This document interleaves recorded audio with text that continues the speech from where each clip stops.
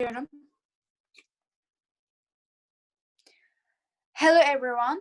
Today we will talk about one of the most popular parts of culture of Turkey, the Turkish coffee.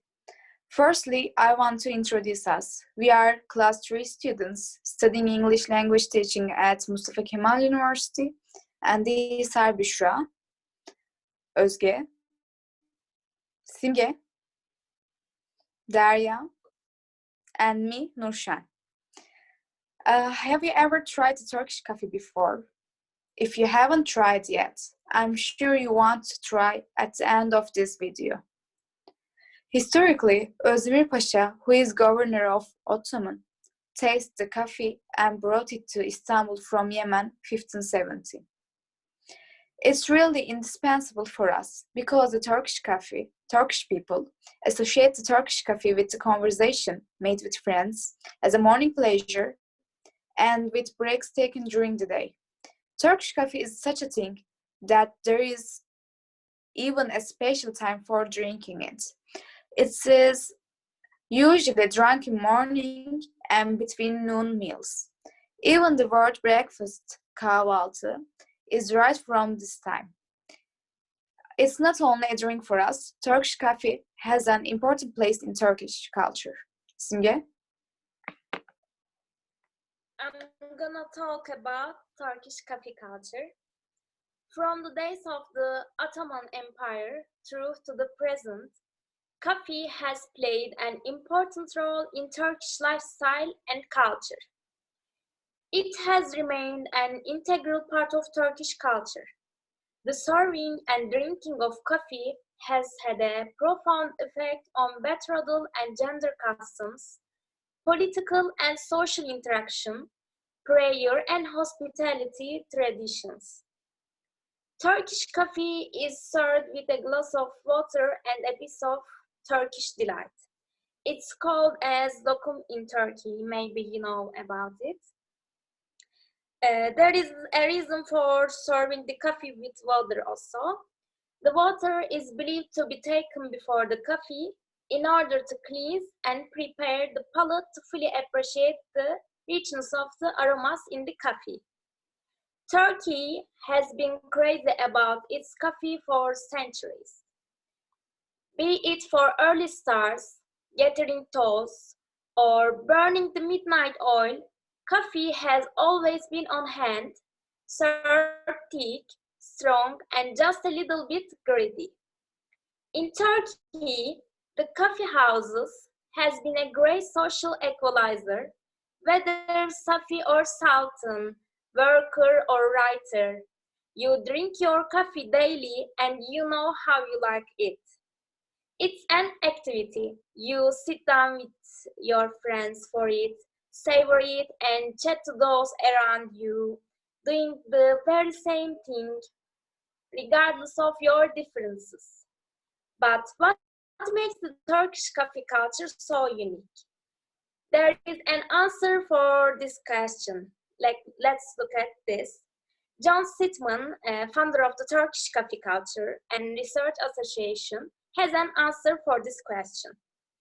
The Turkish way of sharing your coffee, of taking the time, sitting, chatting, waiting for people is such a key part of the social life of Turkey.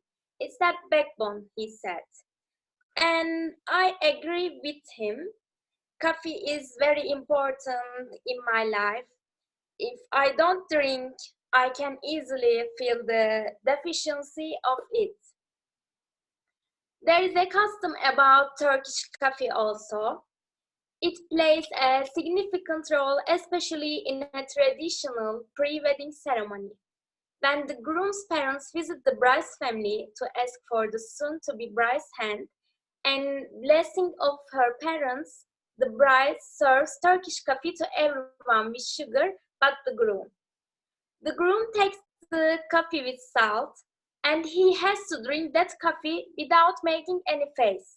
If the groom can down the whole cup of salty coffee, it means that he is ready to marry her. Thank you, Simge. Also, there are so many benefits of Turkish coffee to our health. Büşra? Okay. I want to talk about some benefits of Turkish coffee. Turkish coffee balances the level of cholesterol in the blood. It increases the effectiveness of the painkillers, helping the pain to pass through more quickly. It helps prevent a majority of heart diseases, help prevent, and it is also very effective on the digestive system. It is especially useful for correcting bowel movements. It softens when connected with the skin and is good for skin problems. Due to the antioxidant, it provides great benefits in preventing serious disease such as cancer. It's also an effect on increasing attention and clearing the mind. It is also known that is good for headaches and bone pain. My favorite part is to shine on the skin after applying it on the face. Of course, if you consume too much, it can be harmful. Thank you, Büşra. Now, Daria will show us how to cook Turkish coffee. Daria? Yes, as we talk about history, traditional, and benefits of the Turkish coffee, I will show you how to make a Turkish coffee. Let's watch it all together.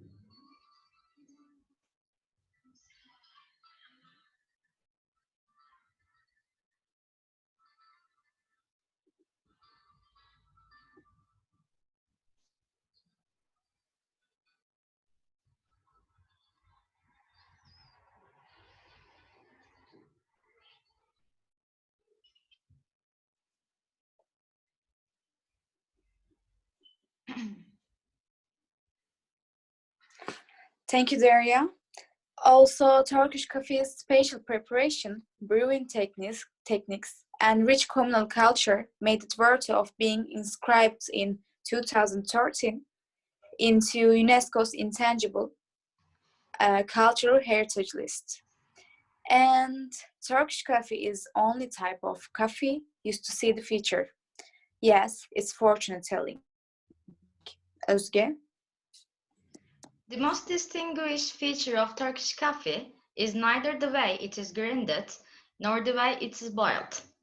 Turkish coffee is unique because it allows your fortune to be told by looking at the cup.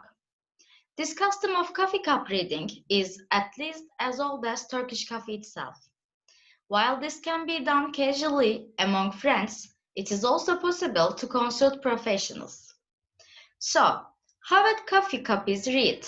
How can shapes draped in a tiny cup reveal the feature? I know all of you asking this question now. Firstly, the coffee should be drunk only from one side of the cup. When the coffee is finished, the saucer is placed on top of the cup and a wish is made. With the saucer still covering the cup is held at chest level and turned left to right 3 times. Following this, the cup is turned upside down onto the saucer and left to cool.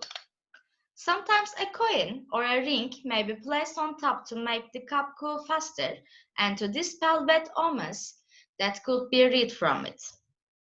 When the coffee cup is cool enough, someone other than the person who drank the coffee opens the cup and start interpreting the shapes for divination.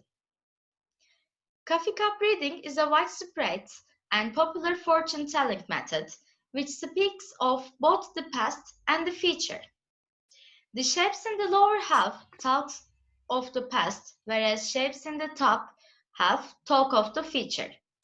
The shapes that features on the right side are usually interpreted positively, while shapes on the left are interpreted as sign of bad events, enemies, illness, troubles, and the like. In addition, if at the reading stage the cup and the saucer are firmly stuck and the person is having trouble separating them, it is believed that this particular cup should not be read. This is a case of prophecy fortune telling, where it is assumed that the person who has drunk from the cup is lucky and does not need to have their fortune read. Similarly, if a large chunk of coffee grounds should fall to the saucer as the cup is being separated, the interpretation is that the owner of the cup will soon be rid of all troubles and sadness. After the interpretation of the shapes within the cup, it is time to interpret the shapes in the saucer, where the majority of the coffee grounds have dripped. The saucer is generally interpreted as the home of the person whose cup is being read, and it is said to give clues about their domestic life. During the reading, the reader holds the saucer straight and waits for coffee grounds and coffee to flow. At the end of the reading, the saucer is flipped over once, and this stage, if a drop of coffee managed to get behind and halfway into the saucer's radius, this is taken as a sign that the wish mate will become true. Thank you, Özge. Thank you, girls. Today we try to introduce Turkish coffee and we talk about its history, cultural backgrounds, benefits, and fortune telling. And I hope you all enjoyed the video. Thank you for watching us. Goodbye.